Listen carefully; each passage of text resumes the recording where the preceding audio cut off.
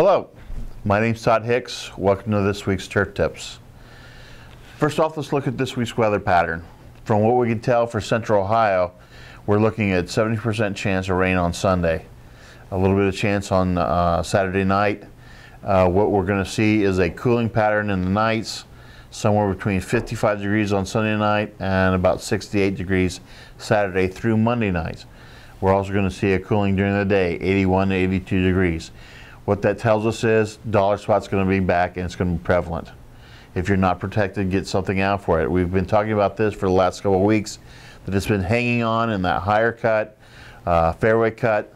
We might start seeing it become active again if your greens aren't protected. So on your short cut, go ahead and get something out there to protect for the weekend. Along with that weather pattern, we've been talking about heading into the dreaded August. Well, here we are. What we're seeing with August so far is an up and down weather pattern. 82 degrees one day, 90 some degrees the next day. Our turf's under severe stress, has been for a long time. I don't have to tell you that. We're starting to get reports of fairwaying becoming a problem. We've all dealt with or seen fairwaying before. The problem comes in this time of year when our turf's under severe stress and we're under drought conditions. Fairwaying can turn into type 1 fairwaying where it becomes a killer. Our first and foremost recommendation is core if you can, or get some holes punched in that area to open it up. The second thing you might want to do is look at using a good wetting agent. Fairwaying tends to keep the soil dry, doesn't let that water penetrate. Want to get water down and get those other plants out of that stressful condition. Watch your fertilizer.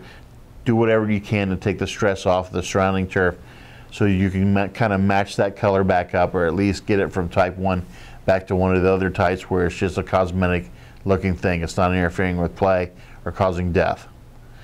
The rest of the disease gamut, right now, this is a pathologist dream come true. If you want to pick a disease, pick it. We're seeing samples, we're getting calls from it. Everything from summer patch and anthracnose to pythium.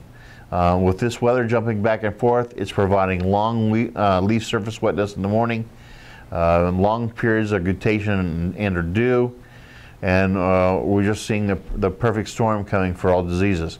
If you're behind, don't cut rates, cut your spray intervals. Make sure you're using a big full rate when you go out with these chemicals. Try not to cut them up, especially if you're behind.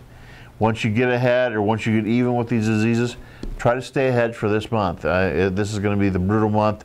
This is the long haul before we turn to hopefully cooler temperatures in the fall. The last thing I'd like to say before we take off is remember, next Wednesday, August 8th, is field day.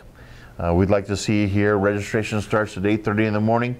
You can register online or on site all the way up till the day of the event. Hope to see you next week at field day. If not, we'll talk to you next Friday.